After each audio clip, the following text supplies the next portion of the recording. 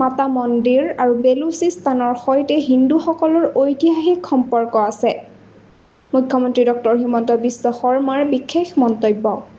নমস্কাৰ, অসম নিউজ এক্সপ্ৰেছলৈ আপোনালোকক স্বাগতম। আজিৰ মুখ্য সংবাদ। অসমৰ মুখ্যমন্ত্ৰী ডক্টৰ হিমন্ত বিশ্ব শৰ্মাই শেহতীয়াকৈ এক বিশেষ পোষ্টত বেলুচিস্তানৰ সৈতে হিন্দুসকলৰ গভীৰ ঐতিহাসিক আৰু আধ্যাত্মিক সম্পৰ্কৰ ওপৰত গুৰুত্ব আৰোপ কৰিছে।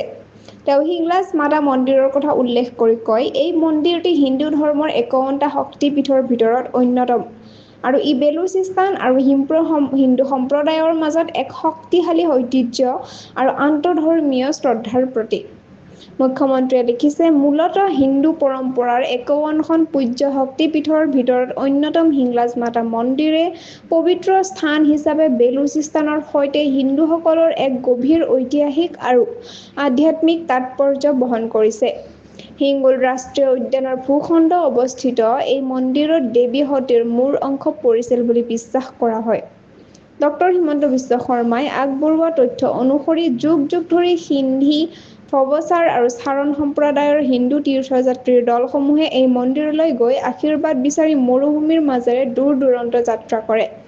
এই মন্দিৰটি কেৱল হিন্দু ধৰ্মীয়েই নহয়, বেলুচ জনসাধাৰণেও নানী মন্দিৰ বুলি সন্মান জনায়। এই বেলুচিস্তানৰ আধ্যাত্মিক ঐতিহ্যৰ এক গুৰুত্বপূৰ্ণ অংশ। উল্লেখযোগ্য যে বেলুচ লিবাৰেশ্যন আৰ্মিয়ে অৰ্থাৎ BLA পাকিস্তানৰ বিৰুদ্ধে সক্ৰিয় হৈ বেলুচিস্তানৰ স্বাধীনতাৰ দাবী আগবঢ়াইছে।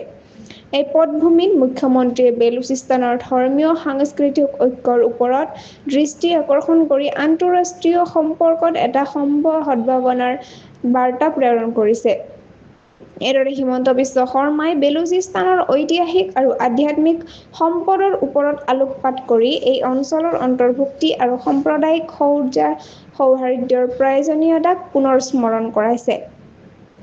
জানিবলৈ সংযুক্ত হৈ থাকক অসম নিউজ এক্সপ্ৰেছ চেনেলটোৰ লগত। চেনেলটো লাইক, কমেণ্ট, শ্বেয়াৰ, ছাবস্ক্ৰাইব কৰিবলৈ নাপাহৰিব। লগতে কাষতে থকা বেল আইকনটো দবাবলৈ নাপাহৰিব। ধন্যবাদ।